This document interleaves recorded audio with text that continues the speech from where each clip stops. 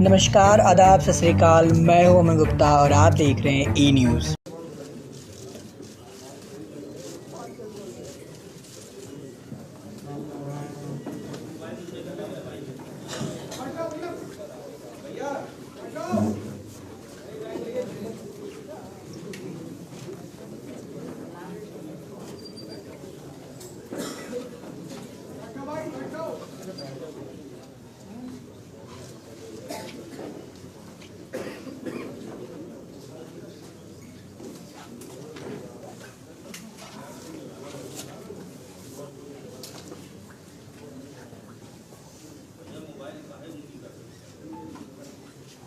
Media बंधुओं,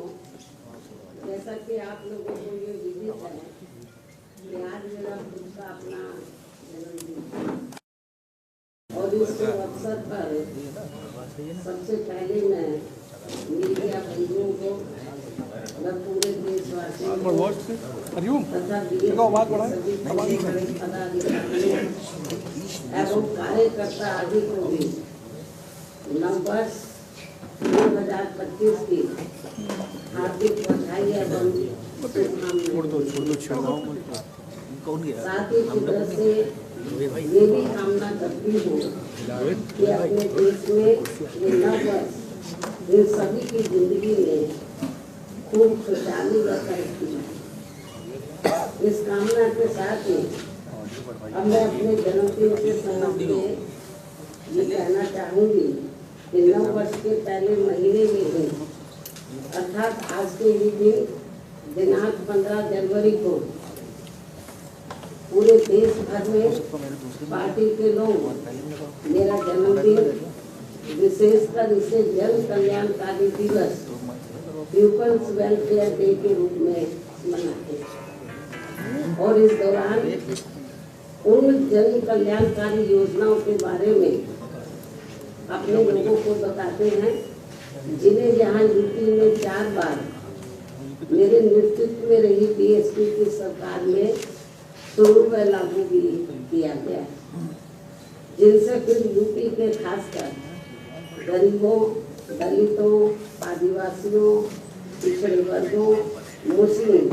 व अन्य अकलियतों की स्थिति में काफी कुछ बदलाव भी आया है, सुधार भी आया है। और अब उन योजनाओं की देश में दूसरी पार्टियों की राज्य सरकारें भी काफी नकल कर रही हैं, लेकिन इन लोगों के प्रति उनकी नीति व नीयत साफ नहीं होने की वजह से फिर ये सरकारें इन्हें कोई विशेष लाभ नहीं दे पा रही। इतना ही नहीं बल्कि मेरी सरकार द्वारा यहाँ मजदूरों, बेरोजगारों, किसानों, व्यापारियों व अन्य मेहनतकश लोगों के साथ में युवाओं, छात्रों, महिलाओं, बुजुर्गों एवं विकलांगों आदि के हितों में भी अनेकों नई जन कल्याणकारी योजनाएं शुरू व लागू की गई, जिनसे उन्हें काफी ज्यादा लाभ पहुँचा है और जिनसे प्रेरित होकर अब पार्टी के लोग या फिर से यूपी में व यूपी की तरह पूरे देश में भी ऐसी ही जन कल्याणकारी सरकार बनाने के लिए पूरे जी जान से लगे। और यदि इसके लिए पार्टी द्वारा किए गए कार्यों के प्रति इनकी पूरी ईमानदारी व निष्ठा आदि होती है तो फिर यही मेरे जन्मदिन पर इनका हमेशा ये विशेष तोहफा भी है। इस उम्मीद के साथ ही अब मैं अपनी पार्टी के ऐसे सभी छोटे बड़े पदाधिकारियों, कार्यकर्ताओं एवं शुभचिंतकों आदि का भी हार्दिक दिल से आभार एवं शुक्रिया अदा करती हूँ जो इसी सोच व धारणा के तहत ही मेरा जन्मदिन मनाए। साथ ही इस अवसर पर परम पूज्य बाबा साहब डॉक्टर भीमराव अम्बेडकर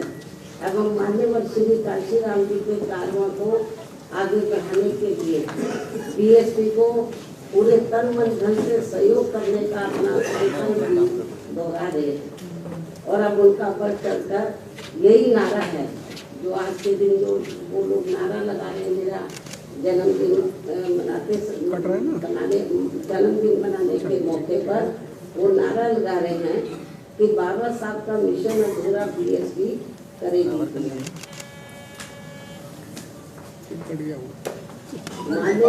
करेगी पूरा खूब नारे लगा रहे हैं। जो बड़े बड़े पूंजीपतियों व धनराशियों के धन बल पर नहीं, बल्कि बहुजन समाज के गरीब एवं अन्य स्वाभिमानी मेहनत कर समाज के लोगों के खून पसीने की कमाई के अंश दान से ही पूरा। ये नारा को बनाने है, नारा लगाने से काम नहीं चलेगा,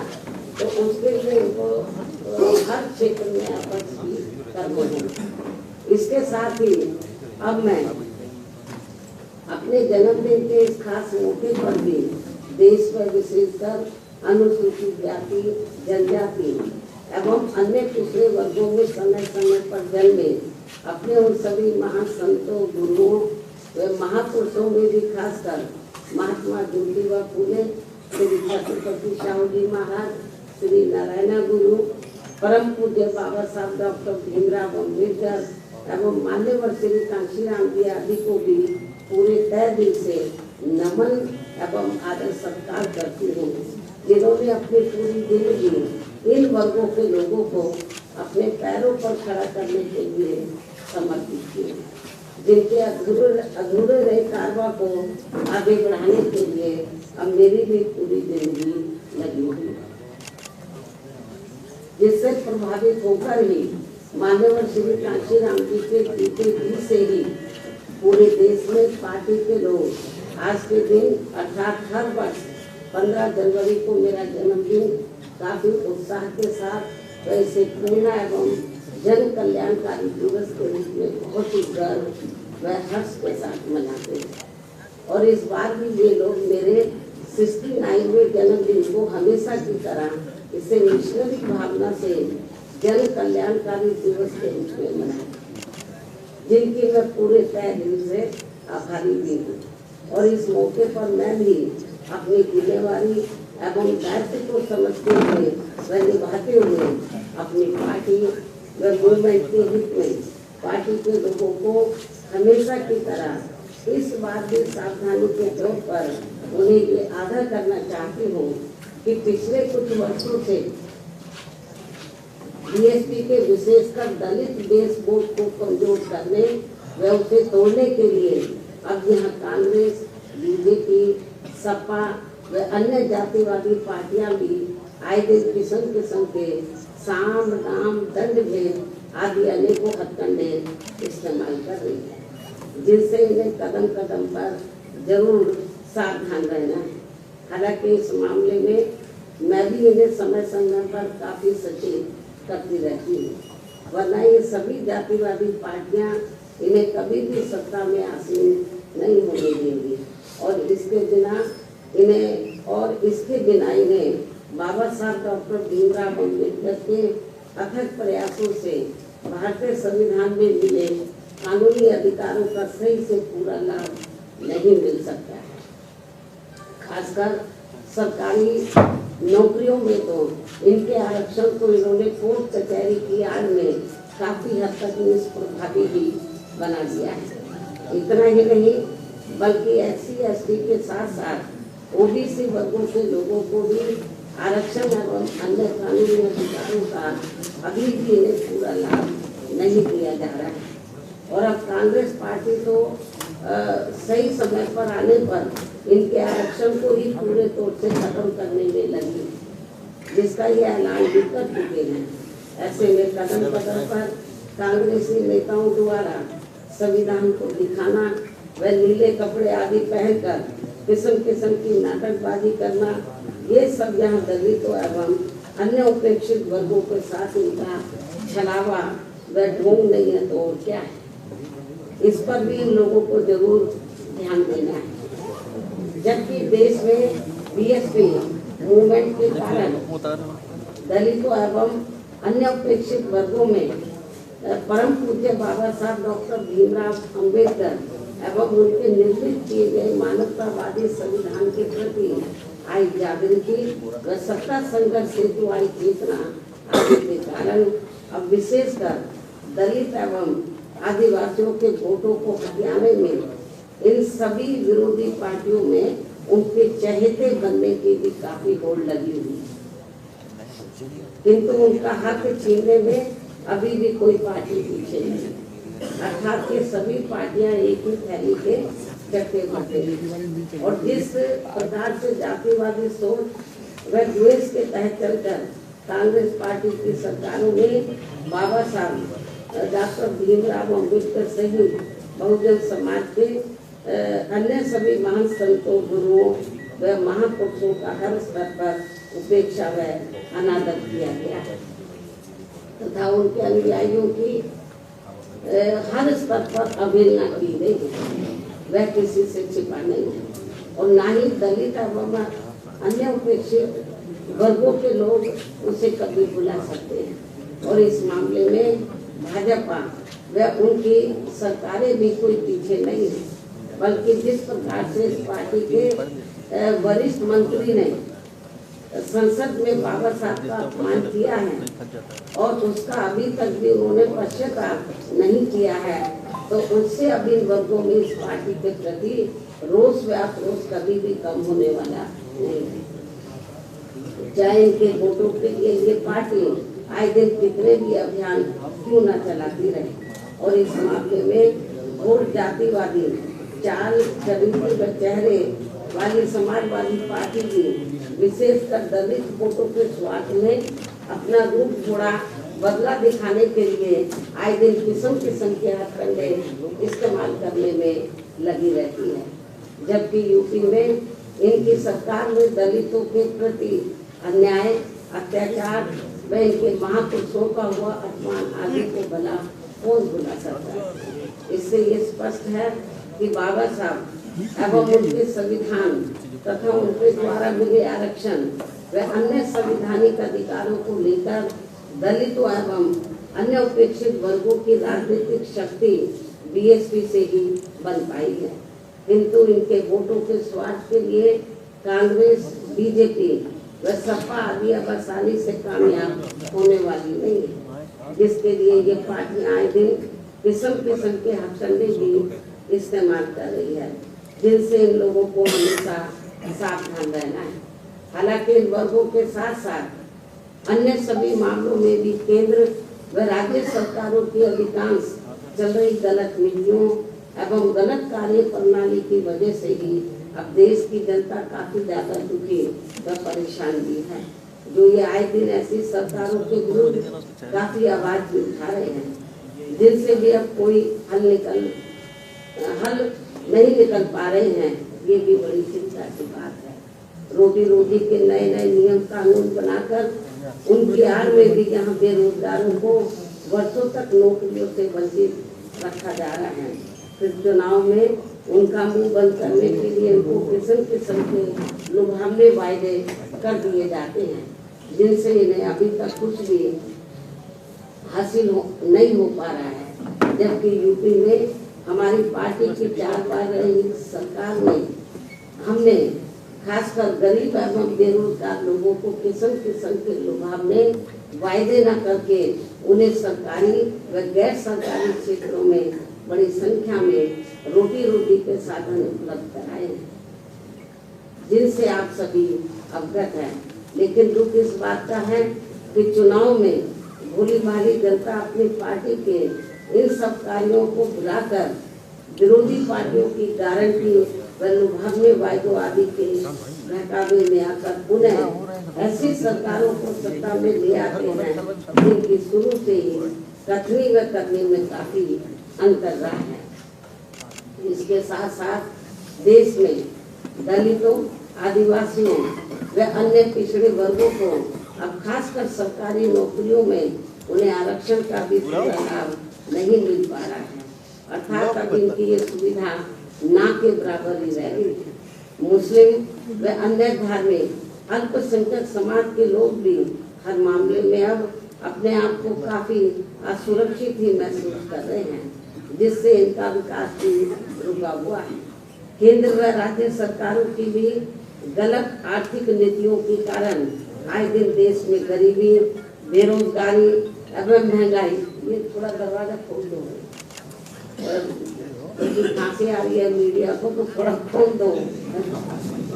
केंद्र व राज्य सरकारों के बीच गलत आर्थिक नीतियों के कारण आए दिन देश में गरीबी, बेरोजगारी एवं महंगाई आदि भी काफी ज्यादा बढ़ रही है, जिससे विशेष कन्या गरीब एवं मध्यम वर्ग के लोग सबसे ज्यादा परेशान व दुखी भी हैं।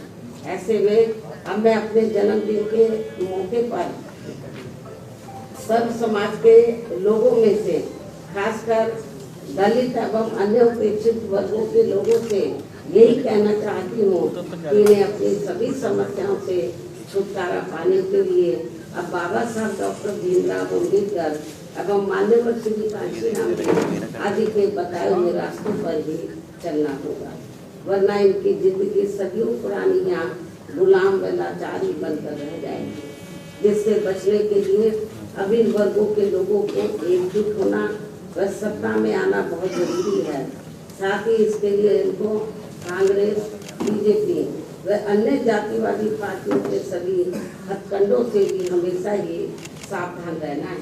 जिनके बारे में समय समय पर मैं खुद भी अपने लोगों को सचेत करती रहती हूँ। और अब मेरा यही कहना है कि यदि हमारी पार्टी के लोग हर स्तर पर सावधानी बरतते हुए अपनी पार्टी व मूवमेंट को आगे बढ़ाते हैं, साथ ही समय समय पर जो भी इन लोगों को पार्टी से संबंधित जरूरी कार्य व दिशा निर्देश आदि दिए जाते हैं और यदि वे समय से उन पर पूरी ईमानदारी व निष्ठा से अमल करते हैं और अपनी पार्टी व मूवमेंट को हर चुनौती का मुकाबला करके उसे आगे बढ़ाते हैं तथा सत्ता में भी लाते हैं, तो तभी फिर ये अपने लोग भी सिद्ध हो सकते हैं तथा वे आत्मसम्मान एवं स्वाभिमान की भी जिंदगी व्यतीत कर सकते हैं, जो इस समय बहुत जरूरी भी है। इन्हीं जरूरी बातों के साथ ही अब मैं हर वर्ष की तरह इस वर्ष भी आज अपने जन्मदिन के मौके पर मेरे नेतृत्व में अपनी पार्टी व मूवमेंट की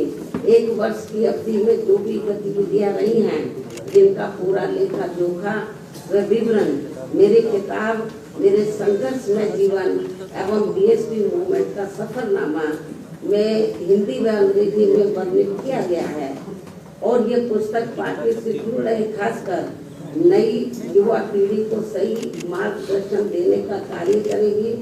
तथा इसमें बीएसपी का वास्तविक इतिहास भी निहित है,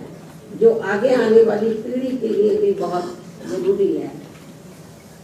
और अब मैं इस अति महत्वपूर्ण पुस्तक के बीच में हिंदी व अंग्रेजी संस्करण का विमोचन करूं, लेकिन उससे पहले मैं देश की राजधानी दिल्ली में इस समय यहाँ विधानसभा के लिए हो रहे आम चुनाव में,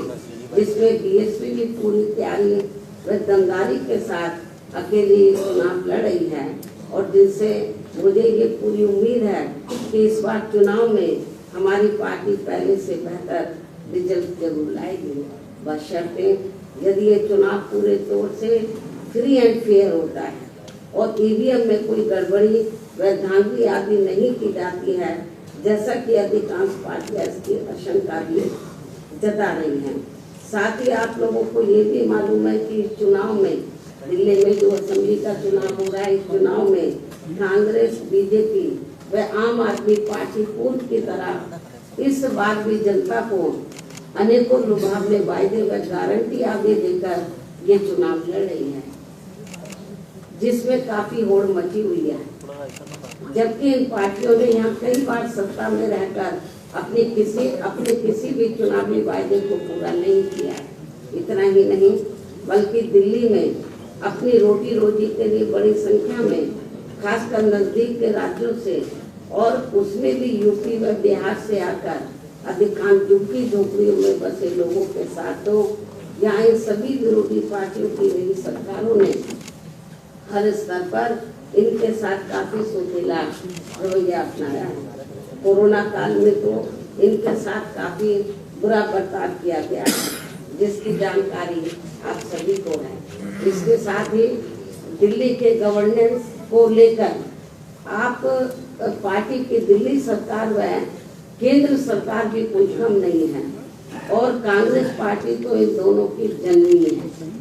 जबकि व्यापक जनहित व जन कल्याण के मामले में सर्व समाज का हित बीएसपी में ही निहित व सुरक्षित है, ये सभी जानते हैं। और इसलिए दिल्ली विधानसभा चुनाव में सभी लोग बहुत सोच समझकर अपना वोट करें तो ये उचित होगा। हालांकि दिल्ली के करोड़ों लोगों की रोटी रोजी, हर प्रकार की सुख शांति, कानून व्यवस्था व अन्य बुनियादी सुविधाओं संबंधी देखभाल आदि के मामलों में केंद्र व दिल्ली राज्य सरकार की अलग अलग कानूनी जिम्मेदारियां हैं, जिसके अभाव को लेकर कोई सरकार अपने आप को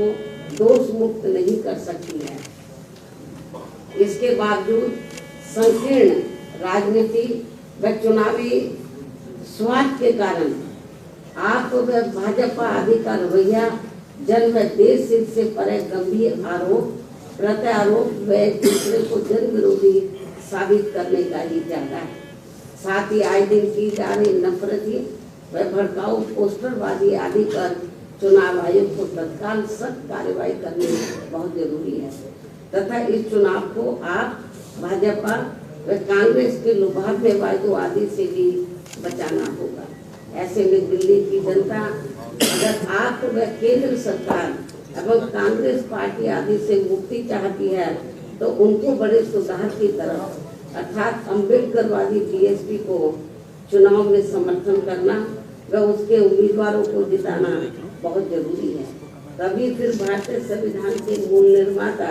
व खासकर SC, ST व OBC वर्गों के मसीहा परम पूज्य बाबा साहब डॉक्टर भीमराव अम्बेडकर के अथक प्रयासों से इन्हें सरकारी नौकरियों में व अन्य और क्षेत्रों में मिले कानूनी अधिकारों का भी यहाँ दिल्ली में पूरा लाभ नहीं मिल पा रहा है। इन्हीं की तरह ही यहाँ मुस्लिम समाज व अन्य लोगों को भी स्थिति कोई खास ठीक नहीं है।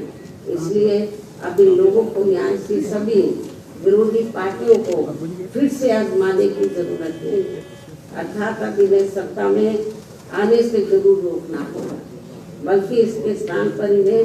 यहाँ सर्वजन हिताय व सर्वजन सुखाय की नीतियों एवं सिद्धांतों पर आधारित अपनी एकमात्र नीतिशील पार्टी बीएसपी को ही कामयाब बनाना जरूरी है। जो हमारी ये पार्टी यूपी में बीएसपी की 4 बार रही सरकार की तरह ही यहाँ दिल्ली में भी सर्वजन हिताय व सर्वजन सुखाय की नीतियों एवं सिद्धांतों पर आधारित ही सरकार चलाएगी, जिसके लिए मेरे दिशा निर्देशन में यहाँ पार्टी के यानी कि दिल्ली में, जिसके लिए मेरे दिशा निर्देशन में यहाँ पार्टी के नेशनल कोऑर्डिनेटर श्री आकाश आनंद के नेतृत्व में पार्टी दिल्ली यूनिट के लोग तथा अन्य वरिष्ठ पदाधिकारी भी पूरे जी जान से लगे। और ऐसा हो जाने पर ही तभी फिर यहाँ बाबा साहब डॉक्टर भीमराव अम्बेडकर एवं बीएसपी के जन्मदाता व संस्थापक मान्यवर श्री काशीराम जी का भी अधूरा रहा सपना जरूर साकार हो सकता है। इस भरोसे के साथ ही हमने अपनी पार्टी के लोगों से यहाँ दिल्ली विधानसभा आम चुनाव में कुछ ही महीनों के बाद होने वाले विधानसभा अपनी पार्टी का बेहतर रिजल्ट लाने की पुरजोर अपील करती हूँ। और ऐसा हो जाने पर फिर आज ही इनका मेरे जन्मदिन पर खास तोहफा भी होगा। अब मैं अंत में अपनी पुस्तक का हमेशा की तरह आज अपने जन्मदिन के शुभ अवसर पर विमोचन भी कर रही हूँ। यहाँ विमोचन अब मैं कर रही हूँ तो मीडिया भैया नीचे हो जाओ यार, तुम लोग खड़े मत हो भाई। बैठे रहे तो ज्यादा अच्छा है। अरे नहीं हुए भैया, स्टेन भाई मोबाइल नीचे कर लो यार, नीचे करो भाई।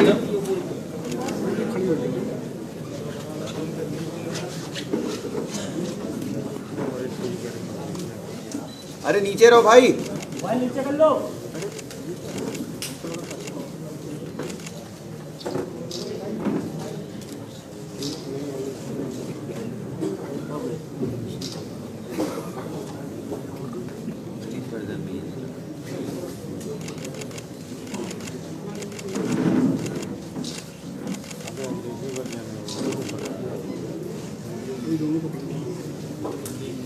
पकड़े से प्रवाह देंगे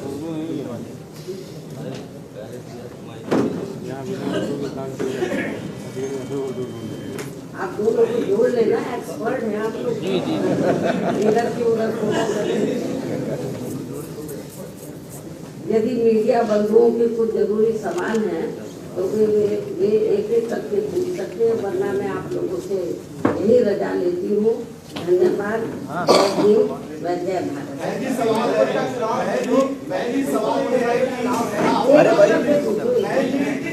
पंकज बैठो,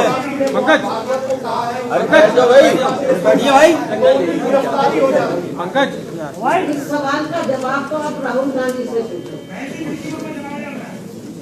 आपको इसके बारे में मैं प्रेस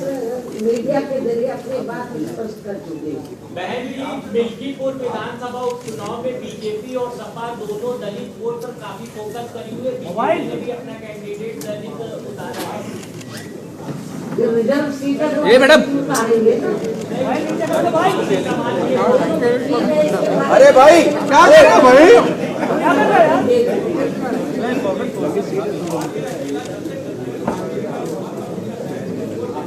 कोई बात नहीं, ये मेरी आप बात सुनो।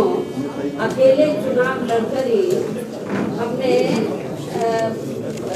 खास तौर से उत्तर प्रदेश में सन 2007 में अकेले अपने बलबूते पर चुनाव लड़कर हमने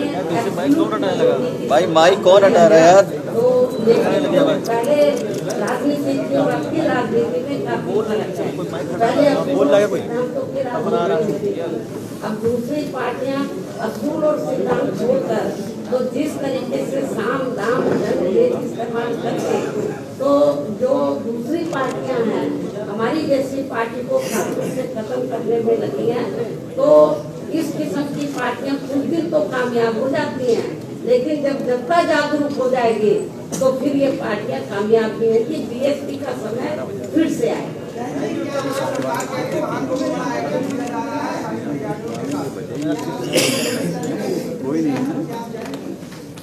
पहले ये जो कुंभ का जो महाकुंभ का जो स्नान है या मेला जो लगा हुआ है, इसके बारे में लोगों की अपनी अपनी आस्थाएं होती है। तो जो आस्था रखता वो लोग जा रहे हैं, तो मुझे इसके बारे में क्या बोलना है? इसमें कोई निमंत्रण थोड़ी ना दिया जाता है। मेरा सवाल ये है, ये तो अपनी अपनी आस्था होती है। ये सवाल ये है, आप इंडिया अलायंस का आप भविष्य देखती हैं अभी भी? हैं? इंडिया अलायंस का भी कोई भविष्य देखती है? नो, ठीक है, धन्यवाद।